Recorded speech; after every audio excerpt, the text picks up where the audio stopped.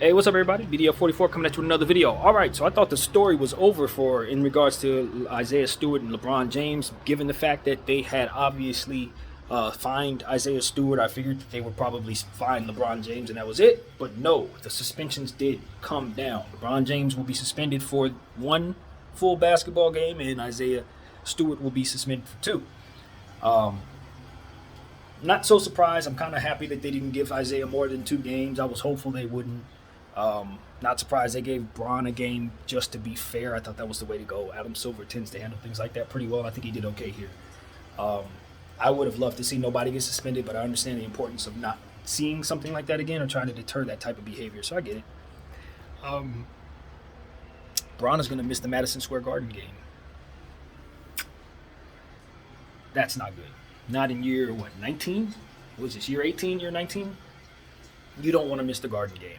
You do not want to miss the Garden game. But, those are the type of sacrifices that ultimately you have to take on the chin when something like this occurs or / when you decide to do something like this. So, this sucks. I don't know that we can beat the Knicks at all, let alone without LeBron James. They're just a fantastic team right now. They have the full spectrum of players. Juju's a great all-star caliber player at this stage in his career. So, we're going to need a lot of AD, a lot of THT, and so on and so forth. And, I'm looking for Carmelo Anthony to kind of step forward. He's a New Yorker. Obviously Madison Square Garden is his home, his mecca. And it's going to be about him. That's why it more so sucks that Bron ain't out there, because that's his brother. You need him, you know what I mean? You can't see him missing the Madison Square Garden game. You know what I mean? Being Melo's friend and being such a big time emotional game for him. Him not being in the house is like, are you serious, bro? You gonna miss that game?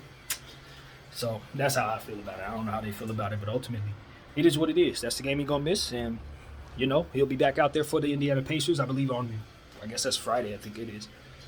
So, hey, another game where he can rest his body and not worry about getting re-injured, and get a chance to kind of look at things from a off the court perspective, and also, of course, give Russell Westbrook another opportunity at continuing to play well with the ball in his hands, which will do wonders for his confidence.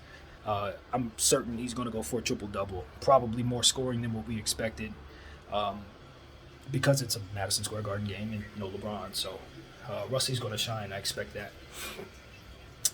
So that's what I hope. I hope we'll see. I mean, well, shine is a hard way to put it, because the turnover is going to be there. It's off the strength of the Knicks being such a fantastic defensive team. So I would expect that, his turnover is going to go up in this game, unfortunately. But I'd love to be wrong. We'll see how that goes.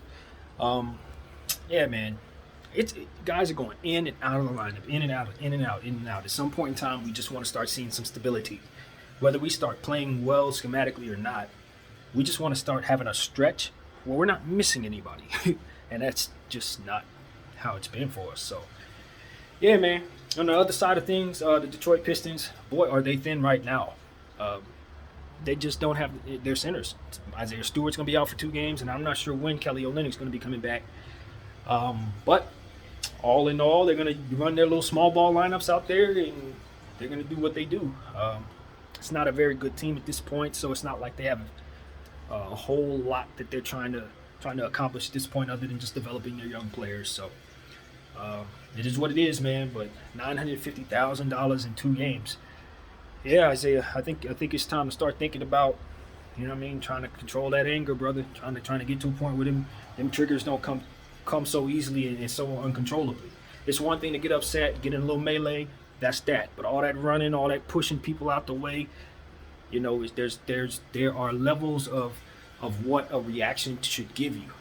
And while I thought he was justified in his anger, I think he put a lot more sauce on it than maybe he would have wanted to later on, looking back on it. So try to reel in that anger, man. Get that part under control so you don't end up messing up your own stuff. Forget trying to mess up everybody else. When we put ourselves in those type of positions where people are watching us behave a certain way, the only person we hurting is us. So that's for what that's worth, man. For what that's worth. But yeah, nevertheless, you hit somebody in the face, Bron, or anybody, they're gonna be wanting to do the same to you. It just is what it is. So ain't nobody mad at him for that. But it is what it is, man. Bron reached out. That's all I could ask of Bron in that situation. You know, like I said in the previous video, either takes your hand or you don't. I'd like to think the kid would finally see the fruit and kind of healing up on forgiving Bron and seeing the fruit and kind of, you know, just letting it go. Let that go, man. Let that go. And now you know that you can talk to LeBron James. You know what I mean? Especially if you extend your hand to say, you know, I accept your apology or whatever that goes, how that goes. I think it'll go a long way in keeping Isaiah Stewart in the league, as opposed to you being his enemy and him ultimately probably getting you up out of here. So consider that. I would imagine if he would ever watch this video, consider that. But anyway, man, that's what I got, man. And you never know. Another thing I want to say before I go, you never know if you're an athlete watching this. You never know who's going to be on your team, man. you don't want to be in a situation where it's so hard for future chemistries that you're a part of, or guys are going to be having great opportunities to, you know, go to these certain teams and they ain't going to go there because they enemy there or stuff like that. Sometimes it's just best to kind of keep it neutral. Everybody's emotional. Everybody can get emotional. Everybody can get to a point where they have to make things right. But after that, let that energy go, because you never know who you're going to have to embrace and have to welcome into your day-to-day life, day in, day out. And if you get off to the wrong foot, sometimes that can make it very difficult to try to gel in limited time, you know.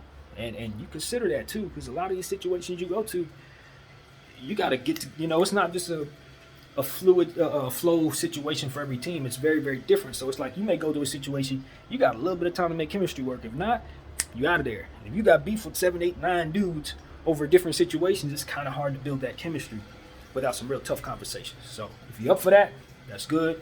I know a lot of personalities are not. So yeah, man, just that's why you just never know who's gonna be what later on. So treat everybody good. That's what I got to say. My name is BDL44. Thank y'all for watching. I'm out.